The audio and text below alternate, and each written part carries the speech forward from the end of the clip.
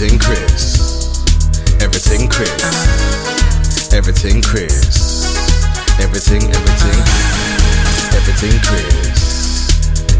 Chris. Everything Chris. Everything Chris.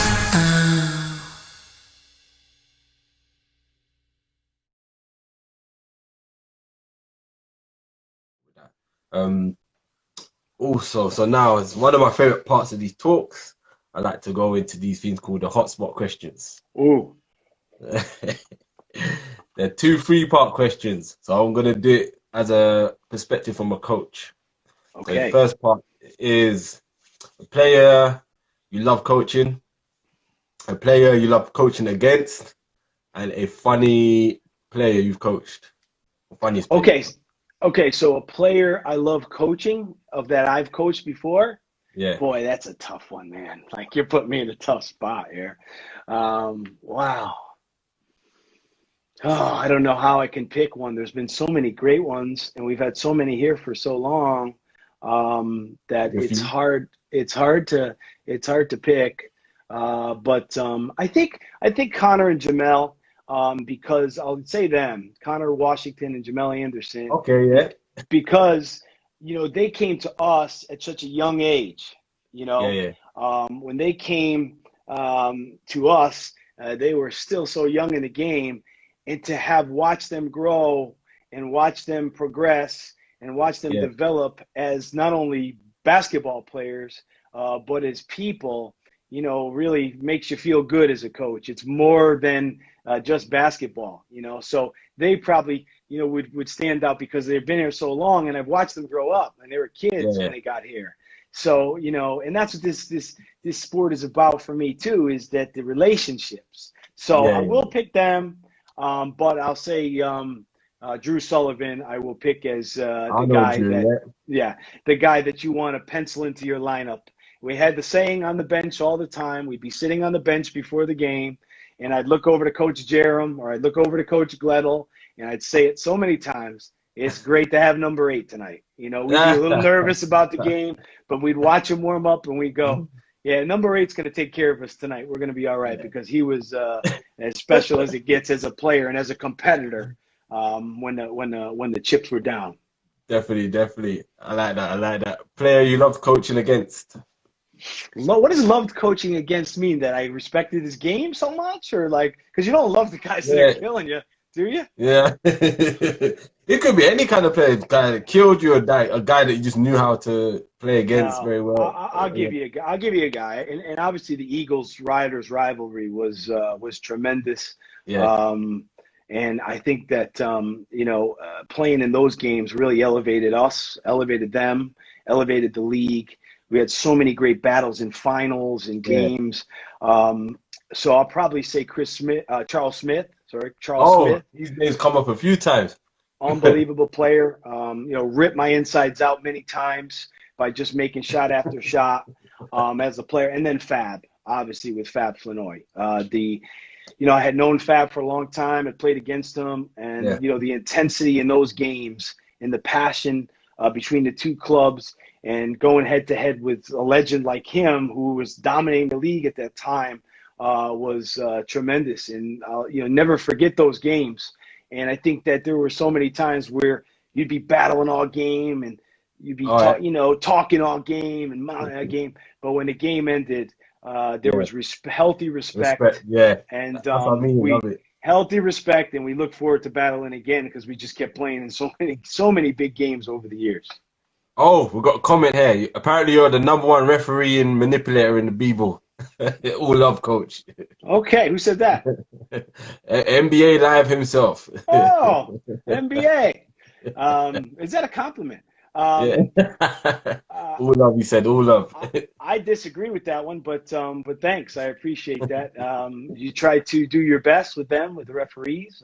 You try to not talk too much. I think it's important. No, seriously. I think when you save it, when you need it. I think the guy that is in their ear all game. There's times where maybe that's happening, but I tried to save it to when you really need it. So the last part of the question was a funny player you've coached. funny player you coached. There's been a lot of them. I think I'm going to miss some guys here. I think Zaire Taylor was pretty funny. I think he was a funny guy. I thought he was funny. There were times when he'd come to practice with a suitcase. He'd pull it behind him like he was at the airport, slippers. But just a funny guy, an awesome player. One of my favorites, just watching him play every night. And he was really funny. But I think one of the secrets to having the success that we've had is we like to have fun at practice. Definitely. We like to break each other's balls every now and again, which is something that keeps the room loose. And yeah, I encourage that with the guys. So we have some funny times, but yeah. All right, we've got a next part to the three-part question. So there's the second part of a three-part question. So this one is going to be interesting. So okay, a player you didn't in particularly like coaching, not to say you didn't like them. You got a player you didn't like coaching against, and a funny opponent you coached against. A player I didn't like coaching.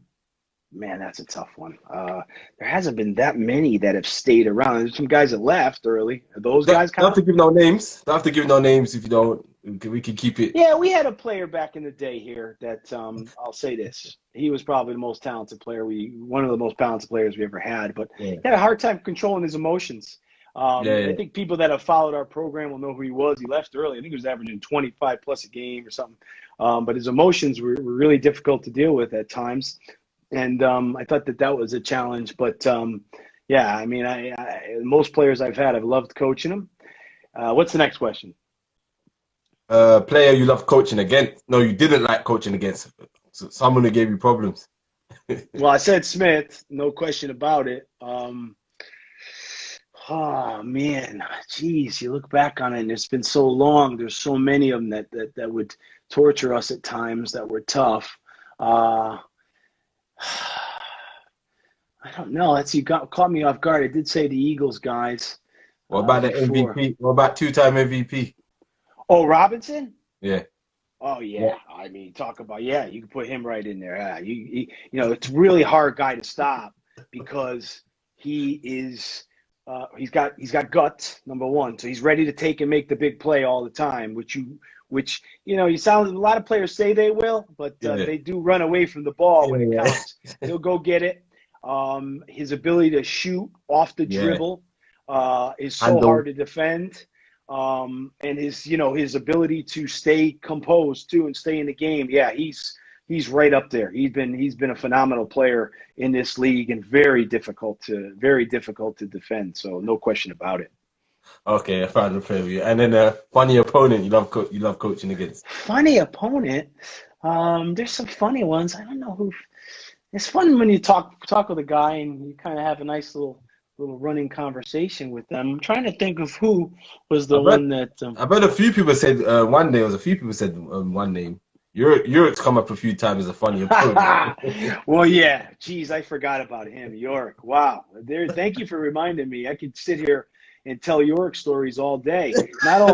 Not only was he a teammate of mine on 3 different seasons, I believe, but he was also he played for me as well. So he's funny. Even now, we just played him. He played against us the last game we played. Yeah. And he's funny. I know all his tricks, I know it. I know what he's going to do. I know when he's going to try to draw the foul. But a player in this league this year, I think Ramon Fletcher is pretty fun to play against. He's chatty. Pablo, I see my agent, but he reminded me there. He's chatty. He's fun to talk with. He's an awesome player. Good pro in this league, and he's fun because you have good conversations. I have good conversations with him during games. That's good, man. That's good. I remember that game against your game against Manchester. I was there at that game because I was meant to go and say I was actually going to say, hey, talk to Jesse who plays in your team. Yeah, then sure. Yeah, then I was gonna come over and talk to you, but because of the COVID, no one could interact with the players. That was it. Yeah, we walked right out. Yeah, you went out, and it was just like we couldn't do anything. So I was like, so Yeah. I remember that game. I do remember Yurik in that game as well. I don't know what he did something with the ref. He said something to the ref, and then I just started laughing. Everyone's like, "What's wrong with him?" I was like, "He's like that. Leave him, leave him." That's him. It's He had like 12, 14 points in that game too, which yeah, I mean he's my age, which yeah, I believe he might be a year younger than me. I'm 47. So he's in mid 40s, yeah, man. which is pretty remarkable to still be out there and making plays. And he was doing that If he was night. in his prime, it probably been a different situation. But yeah, Yeah, Yurik, no, man, he he was. I played with him in his prime. He was fun. It was awesome. He was a great teammate and great friend of mine. When I first got here, was not knowing many people, he helped me so much and playing with him. yeah, But when you look back at the videos of York back in, he used to wear like eye black underneath the eyes, like the baseball players. yeah, yeah. Like for game, I'd never seen that before. I'm like, who is this guy? He's got eye black on the. You use that. You wear that for the sun. Oh In man. baseball.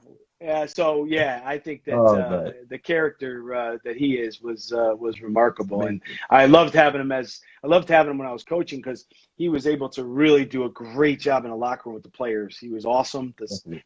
2012-13 season when we went 30-3 in the league, he was a main force in that locker room to talk to the guys and help out. You need those veteran guys, and York was phenomenal at that with me. Definitely.